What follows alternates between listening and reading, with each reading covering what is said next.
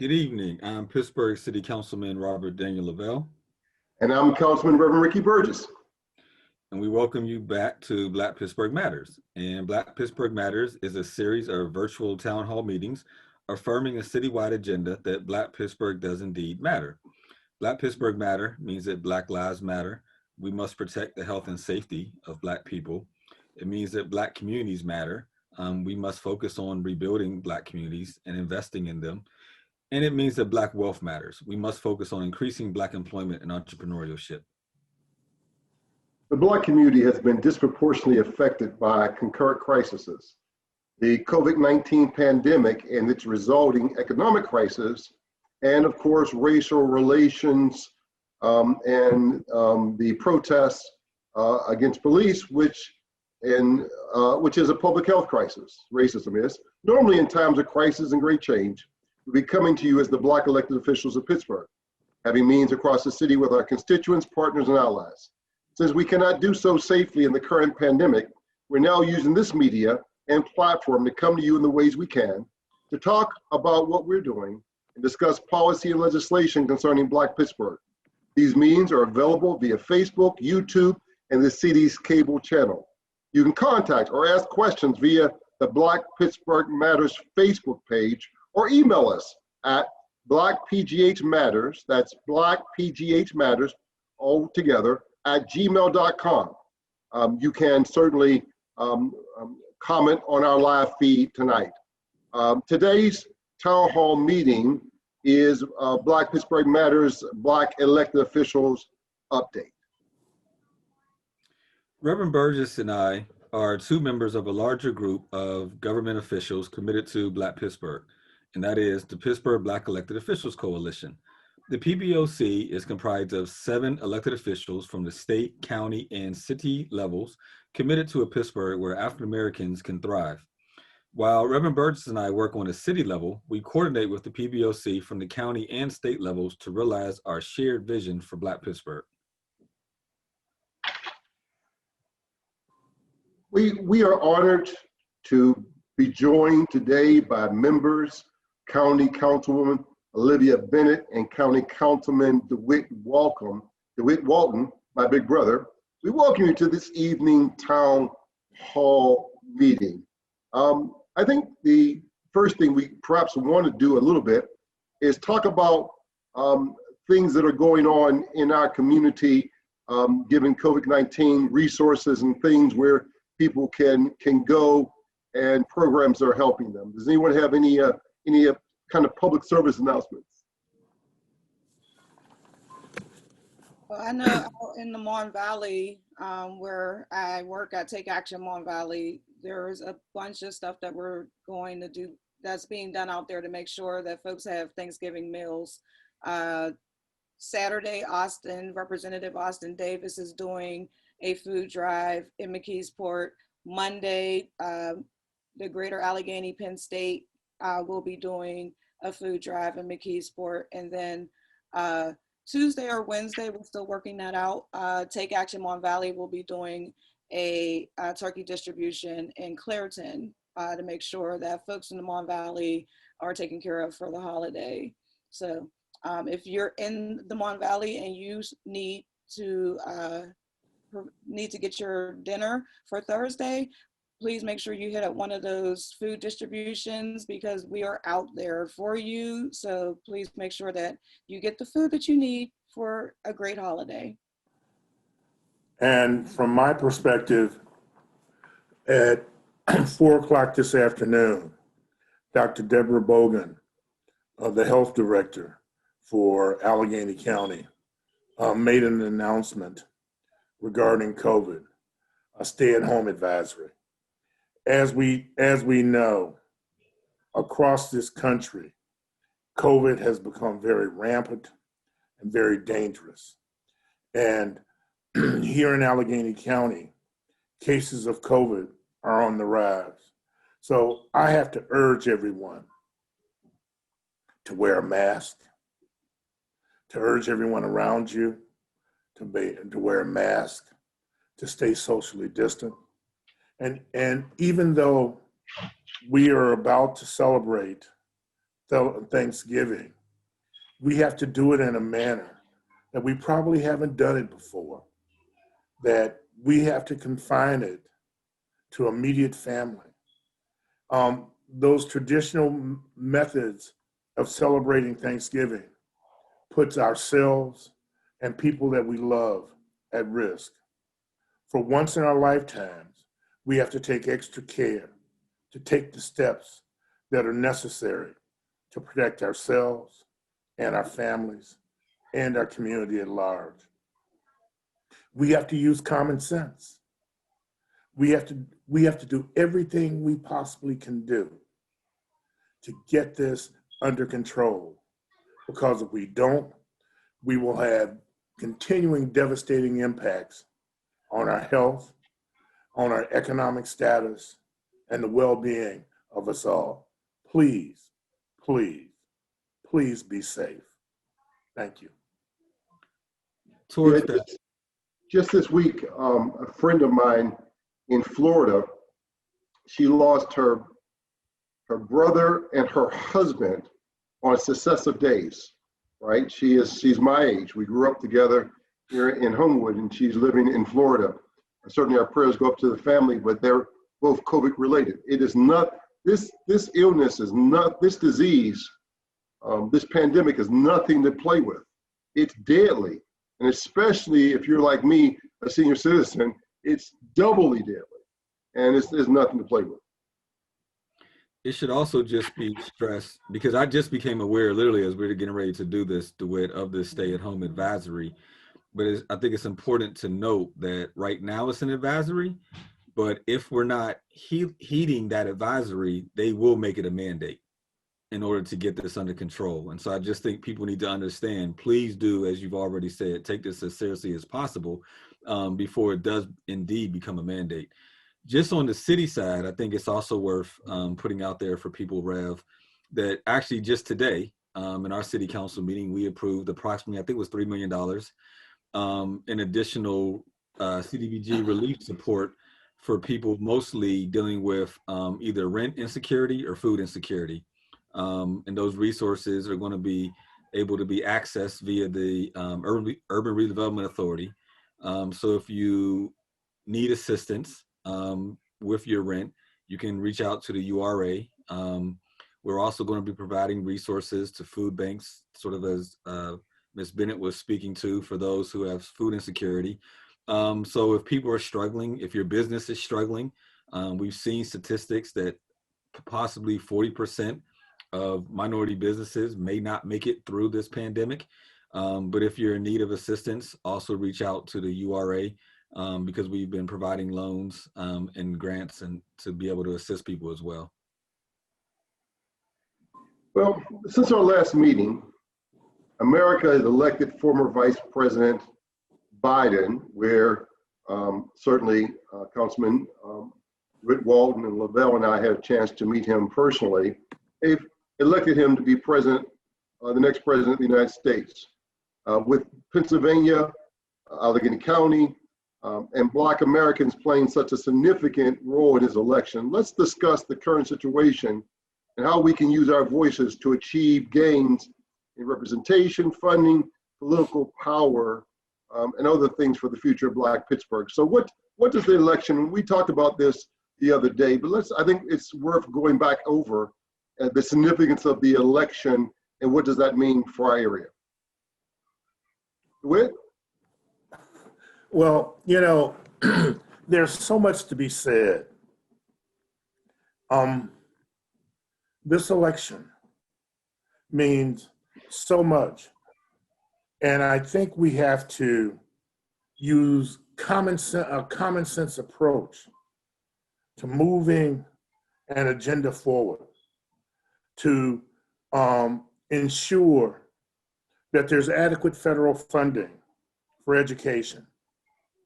Because again, there's a direct correlation between education and future incomes. But it also means a lot to me as a trade unionist for the overwhelming majority of my life. We're talking about workers' rights. We're talking about moving toward a society that raises the minimum wage, that protects workers' rights, that in terms of worker safety, in terms of a voice at work, collective bargaining, all those things that ultimately result in higher incomes, because a higher income, raising per capita income in Pittsburgh, in Black Pittsburgh, means greater home ownership, which in turn creates familial wealth, because homeowners build wealth by the value of their property.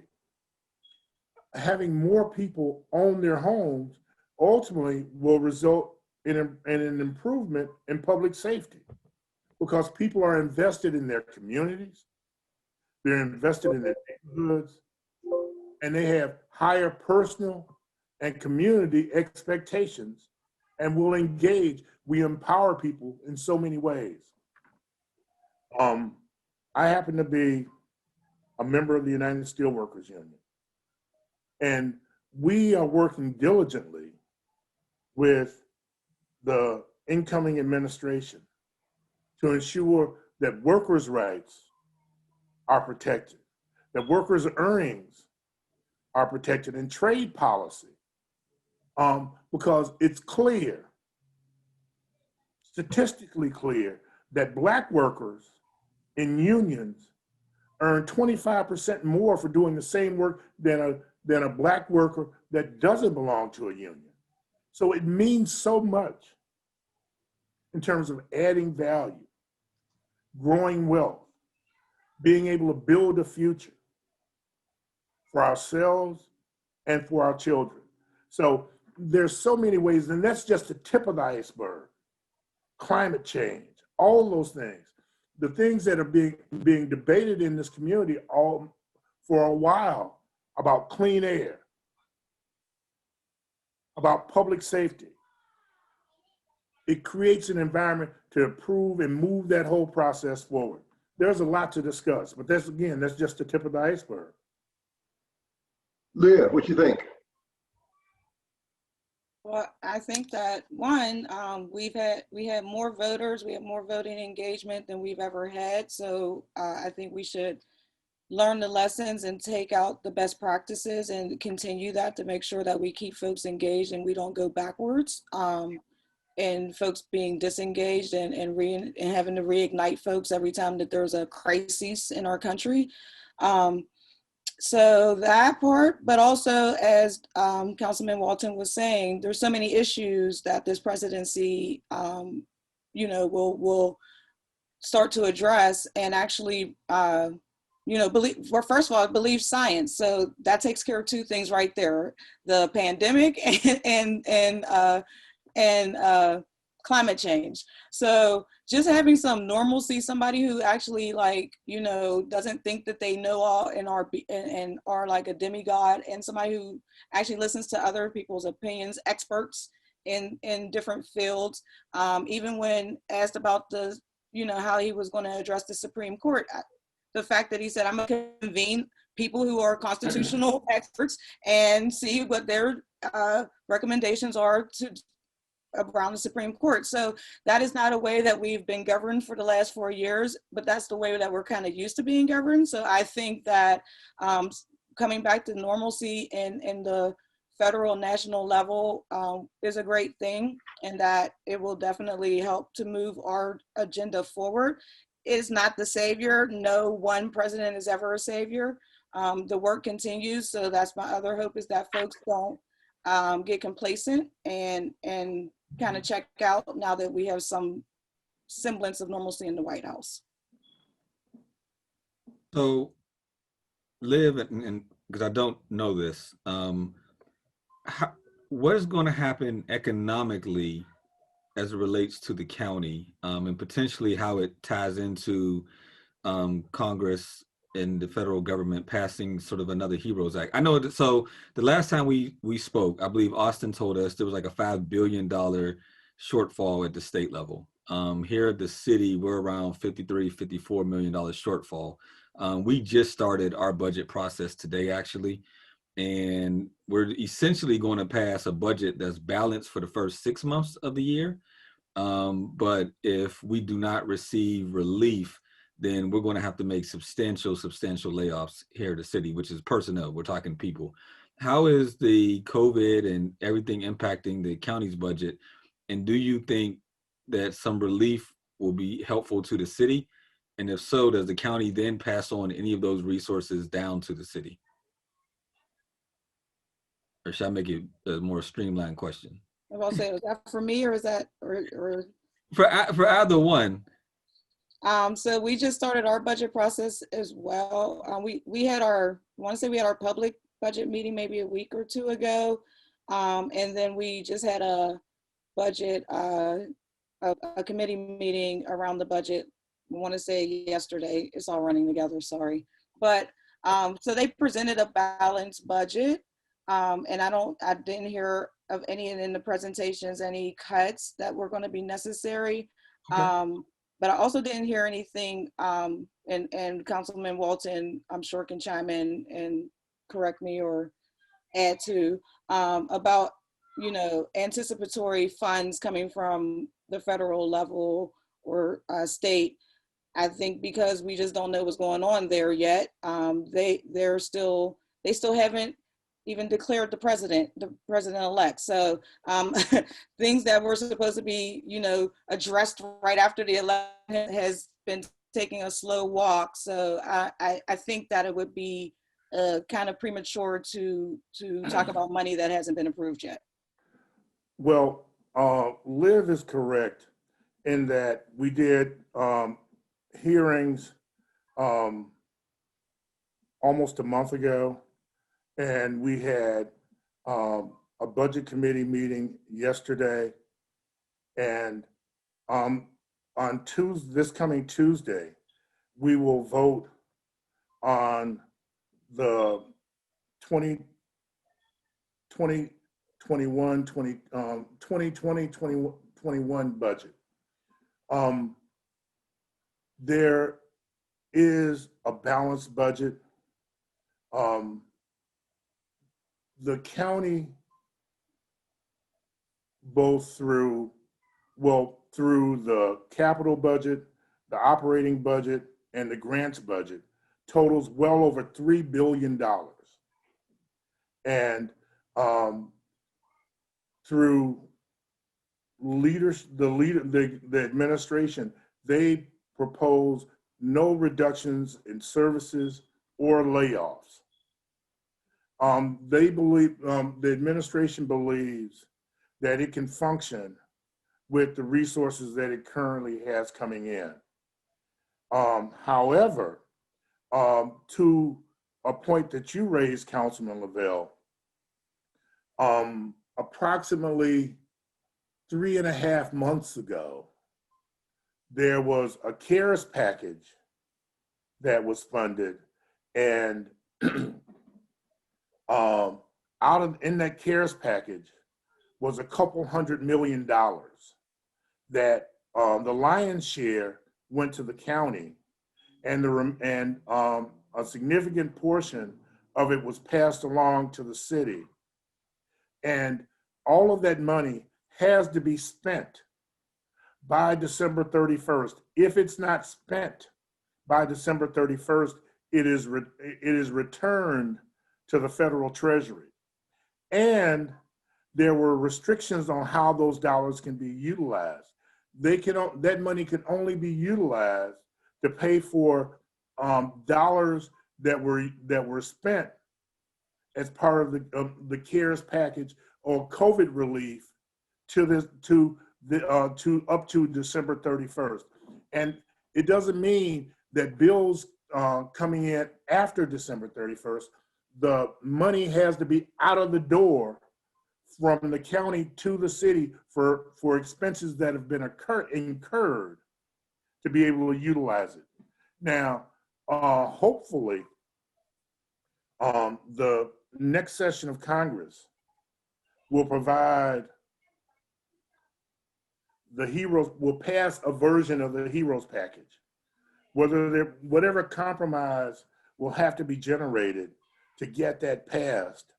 I don't know what it'll look like in its finality. There's no one knows, but clearly there is a definite need to generate additional funds for the state to be passed along to the county and to the municipalities.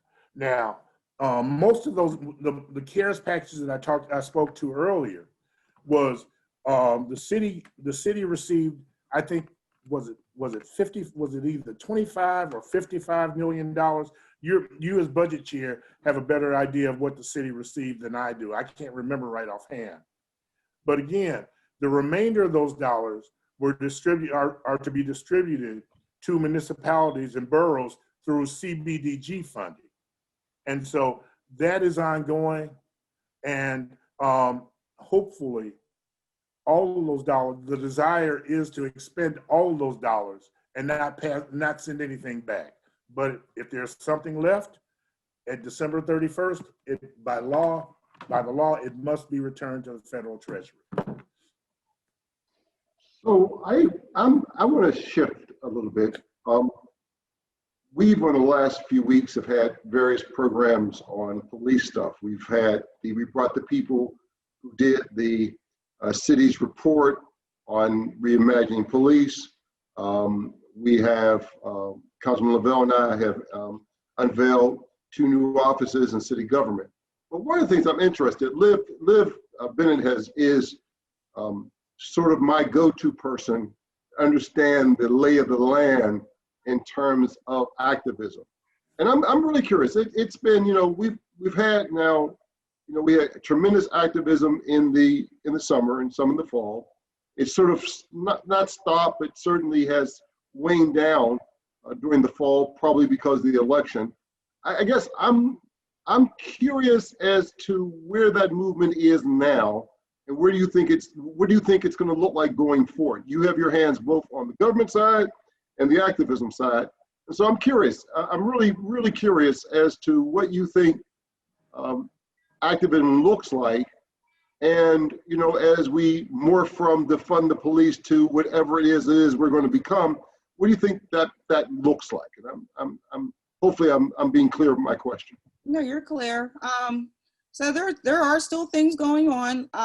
Right now, there's a big push being done through APA around you all, City Council, to do the Breonna Taylor law, and so that's an initiative. I think they're looking to do it as a ballot referendum. This initiative just started. And along with that initiative is also doing away with solitary confinement in the jail. So there's a city focus and then there's a county focus that is going on right now as far as advocacy and activism work. The ALC currently has a lawsuit against the county in the jail for folks that were in solitary confinement. So there's definitely activism work going on. Just because folks aren't in the street doesn't necessarily mean that there's not work going on. And we also had to be mindful that we're in a pandemic. So if we're being leaders, we have to be mindful of how we're leading, and leading people out into the streets in mass numbers during a pandemic is not always wise either. So we've had to kind of get a little bit more creative, kind of like we had to do for the election, on what advocacy and activism looks like. So even during, we got cases going on different places for harassment. We have a woman in Penn Hills who has been being harassed, so going to council meetings, making sure that their voices are heard. They're part of the work. We have folks in, again, Mon Valley that we're doing work around, city of Pittsburgh. So the activism stuff is still there. And folks are still doing things and making sure that the marathon continues, for lack of a better, analogy. But yeah, I mean, housing, I mean, it's all still, they're all still issues. Nothing has really been resolved. So we're still out here and we're still fighting. It's just not necessarily in the street. As sort of a follow-up question to that, so in your opinion, what are the key issues, right? What if we're going to make things better for Black people in Pittsburgh, right? If we're going to make things better for Black communities and Black people in those communities, what are, in your mind, and you've in many ways have been in the forefront in some of these things, what's the agenda? What should be the agenda? What are the things we need to focus on post-election to make things better for Black people here in Pittsburgh? I think it's the same answers. It's the same thing that was pointed out in the gender equity report: healthcare, access to education, access to housing, affordable housing, workforce, like DeWitt's work, being equitable in the criminal justice system. So all of those things, and then some. We have predictive policing that is about to be coming out soon. So we have work that's going on around predictive policing and what that looks like and how to combat it and not make it a racial, not have the racial implications that come along with technology advancements. So yeah, all of that. We again, DeWitt talked about COVID at the top of the show, and talking about how we're making sure, because we know that Black people don't have the same access to healthcare, don't have the same trust in the medical systems. How do we communicate to these communities in a way that's relevant and that's going to get them to adhere to the guidelines: wearing a mask, staying socially distanced, not having grandma, cousins in them over for Thanksgiving dinner. Like, these are real cultural things that continue to still need to be communicated. Actually, the call before I got on this one was the call with the Black Equity Table, and that's exactly what they were talking about: the roadmap to what when the vaccine would be rolled out, what the priorities are for the vaccine rollout.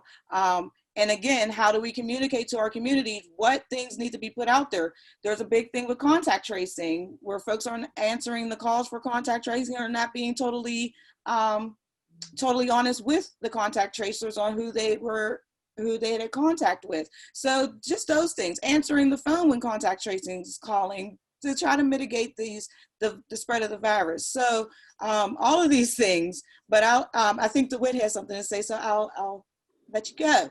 Thanks. I'm going to start with the words common sense. That much of what we have to do, just ask for taking a common sense approach. In the budget that we're going to vote on Tuesday, and yesterday, there was an amendment proposed to reduce funding for the Allegheny County Police. I think that from an emotional perspective, that just makes people feel good. But I think there's some practical issues that come into play that we need to deal with and ensure that several things occur.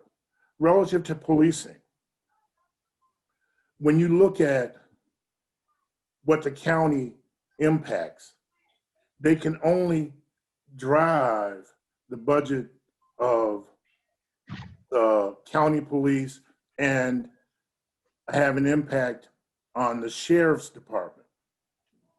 There are 130 plus municipalities across Allegheny County. And in many of those communities, municipalities, there are varying numbers of African Americans. We have to use our leverage to increase funding to those municipalities, because the overwhelming majority of those municipalities don't have adequate funding to support their law enforcement efforts. And as a result, many of those police officers are poorly trained, poorly equipped, and even worse, more poorly paid, resulting in them having to work for multiple municipalities, long hours, and subject to all the frailties that human beings are subject to suffer from as well. Part of that also goes to the legislative component that can be driven by the state that mandates specific behaviors regarding training, regarding qualification, and licensing to ensure that we get the best possible people to perform those tasks as is humanly possible. We have to adequately fund them, and at the same time, we have to look to do a significant piece of what you and Councilman Lavelle did in using part of the resources that the county has available to address the mental health challenges that law enforcement officers encounter every day and may not be best equipped to address those challenges and those conflicts, that we provide more resources and divert them to the areas that are in desperate need of assistance. And last but not least, ensure that the screening process that makes the decisions on who's hired, that folks, that you do a better job of screening, that that screening reflects equity, cultural bias, all those things that impact people and far too often aren't addressed in the screening and the hiring process. There's so much that needs to be done that is required. Now, again, we have an independent a piece of legislation, the Independent Police Review Board, that is sitting in Councilwoman Bennett's committee. I think we agree in large part on the need for transformation. We don't necessarily agree on the process that we have to get there, but clearly, the original legislation as proposed, in my opinion, addresses the lion's share of those issues. Now, again, we have to do everything humanly possible to make sure people in the city and in Allegheny County have their rights protected and respect from and for law enforcement. I would add to that to say, like you guys did at the city, part of the goal of reallocating funds in the budget was to allocate funds to the Office of Violence Prevention, which is kind of what the call is. When we're talking about defunding, is actually reallocating dollars from police to community programs such as the Office of Violence Prevention, who is doing great intervention work. And they're concentrated in the greater parts of the county because y'all have a similar program in the city already. So not to be redundant, they more concentrate on the greater parts of the county. And they're largely funded through grants, and they wanted to make sure that they were secured through the county and receiving funds through the county. So that was the purpose of that.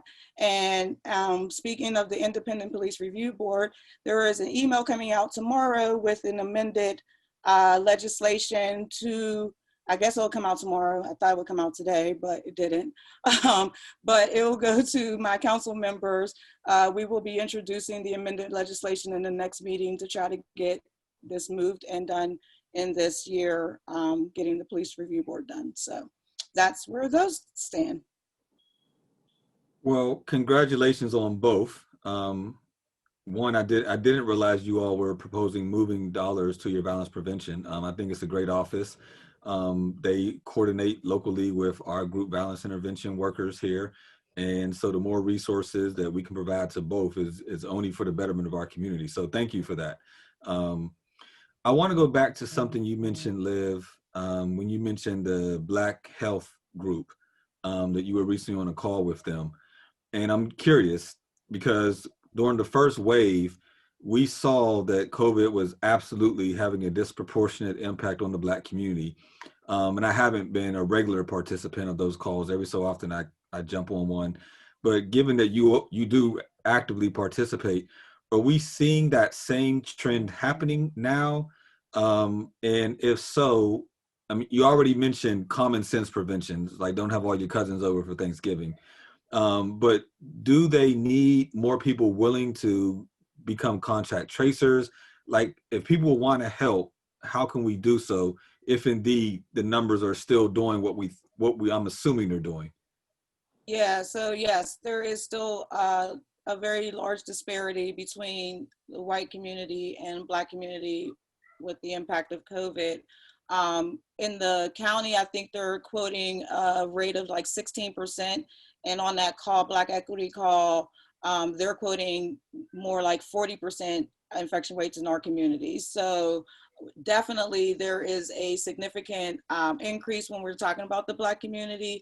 And yes, so some of the things like little things, for example, when contact tracers call, it was brought up on the call, like if it just says a county number and you're calling Black folks, we don't know who that is. If it doesn't say contact tracing, then we ain't answering. Like that could be child support for all we know. So like there are real cultural concerns and ways that we think within our community that is going to hinder gaining information if we're not transparent in when we're reaching out.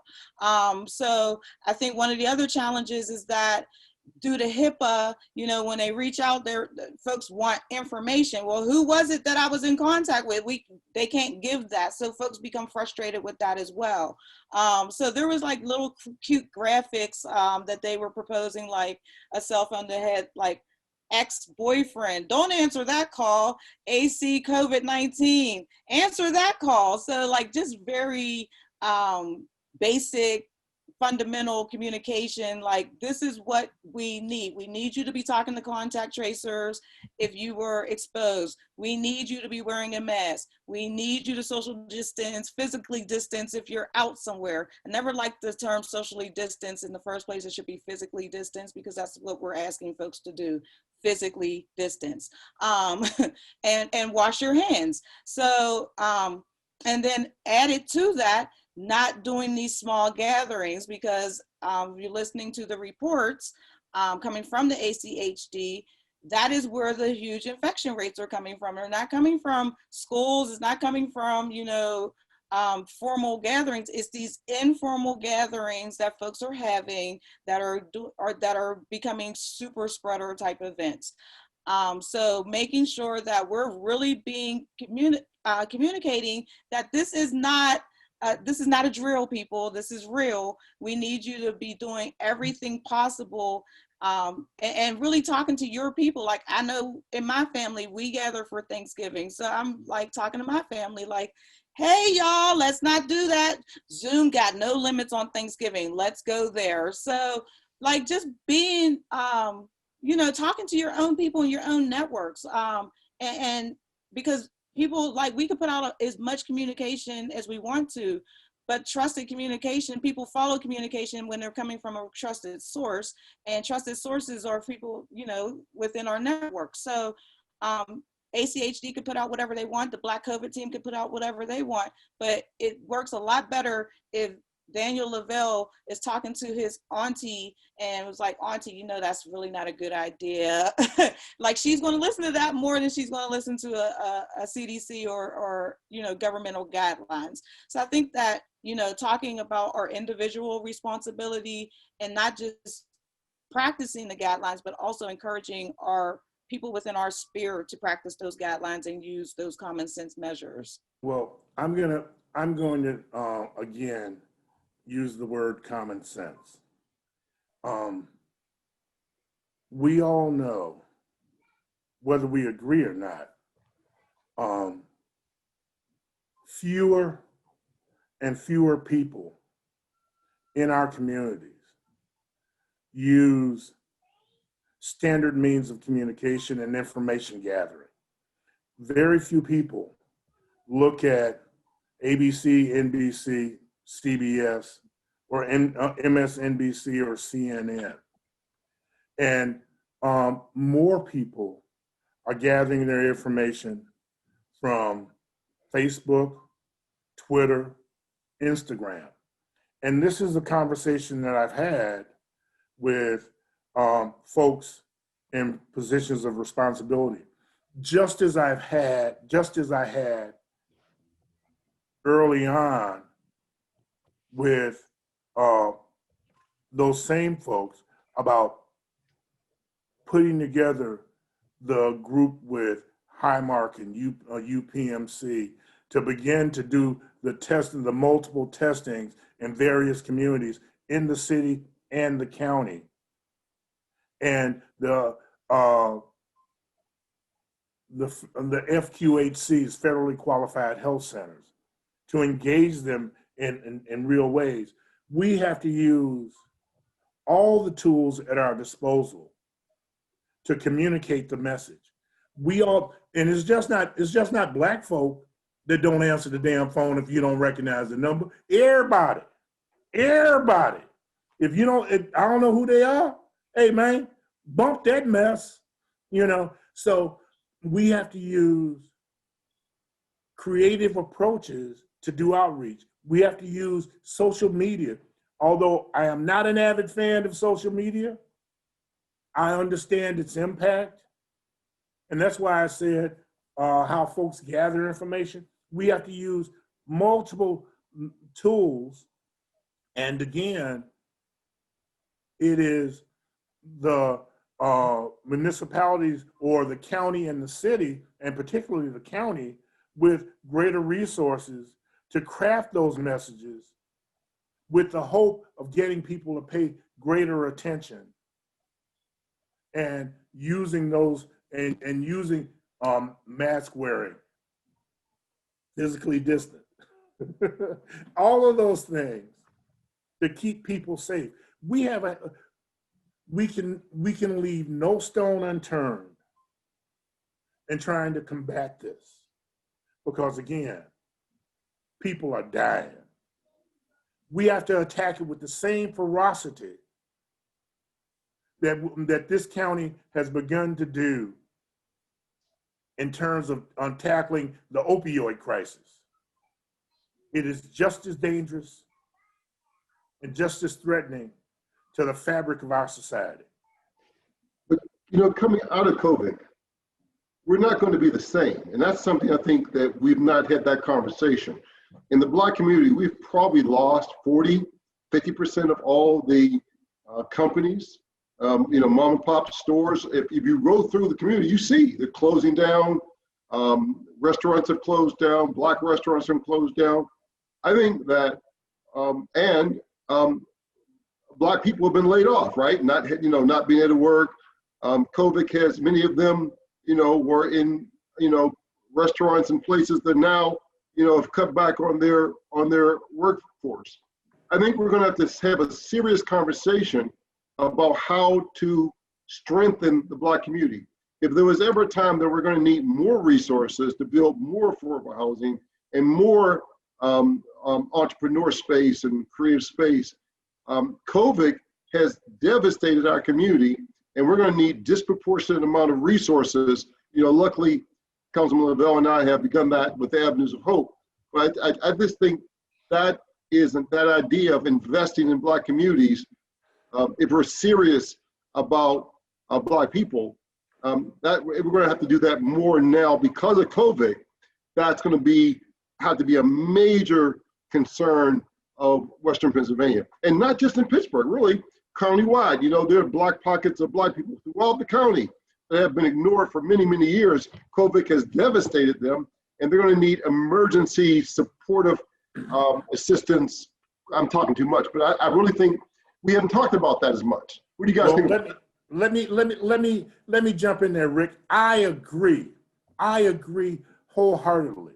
tomorrow morning during our PBEOC meeting, we're going to have, if you looked at your email, we sent out today both a draft report that we're going to talk about tomorrow morning, and from Partners for Work, this about 4 o'clock, I had Pam send out a PowerPoint presentation. I think it's a 3 or 4 slide PowerPoint presentation that on a piece of that, we really have to really begin to figure out how we tackle that. As chair of the Workforce Development Committee for PBEOC, I have similar concerns. And I've had a conversation with Councilman Lavelle probably 5-6 weeks ago regarding the Lower Hill project and how that's being reevaluated, and how all of these things are really impactful. I've had numerous contacts from the hotel industry that have reached out to me seeking relief because the hotel stays are down over 80%. Now, when you look at Black folk, where are huge numbers of our community that are working in those essential industries, whether it's driving a bus, whether it's working in hotels, whether it's working in small mom and pop shops. Those places are truly adversely impacted. We really have to find a way to provide real support, whether it's through the HEROES Act, whether it's through another round of PPP funding. We have to have those conversations on a national and a state and a local level. I've had a number of bar owners that have come to me and asked me, hey, why doesn't the county have a moratorium on the drink tax? And my response to them is that legislation that establishes the drink tax, all of the money for the drink tax goes to the Port Authority. The Port Authority has lost as much as 80% of its revenue. The revenue that funds the Port Authority comes from the state and the federal government, and the remainder comes from the drink tax. So if we do moratoriums on the drink tax, the funding gap for the Port Authority is increased. We have to have common sense discussions and talk about ways that we need to address those disparities and those gaps. They're not easy answers, but we need to have those conversations. And as I shared, as Councilman Lavelle and I talked about, and I'll shut up on this point. When you look at businesses, technology that has been advanced as part of COVID has demonstrated that there's less need for as much office space. So that has a downward push on new construction, on utilization of existing office space in the city and in the county. We have to have candid kind of conversations about the impact, both the application and the impact on the populations in general, but specifically the African American community, because they are impacted in greater proportion.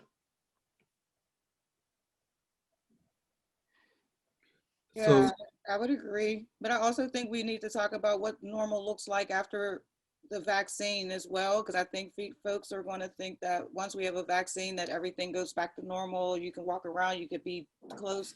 Like none of that is true. So there needs to be a holistic conversation of what after vaccine looks like as well.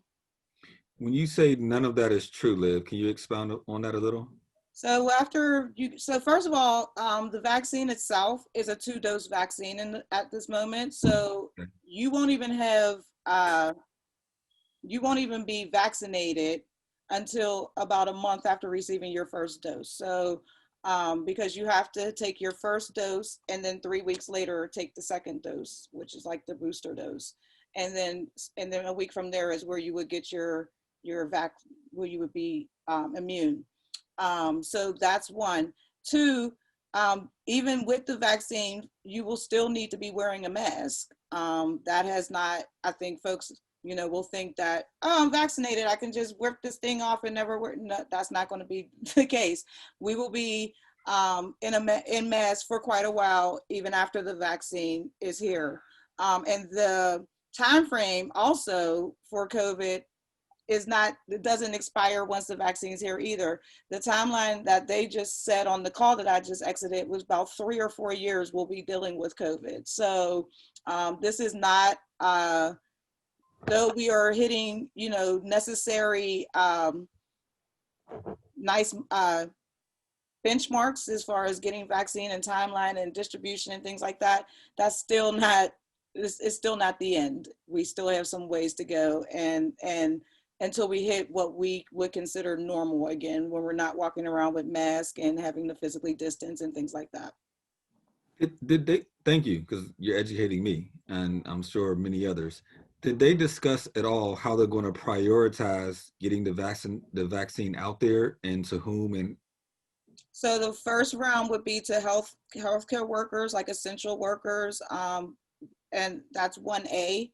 Then 1B, which is shortly like half a step under there, is like vulnerable population, so people who are living in nursing homes and things like that. And then I want to say there's a part where there's vulnerable communities, and that might be like 2.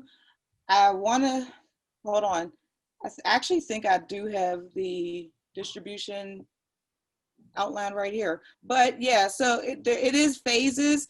And the phase that will get to like general distribution, they don't see happening until about midsummer, early fall. So the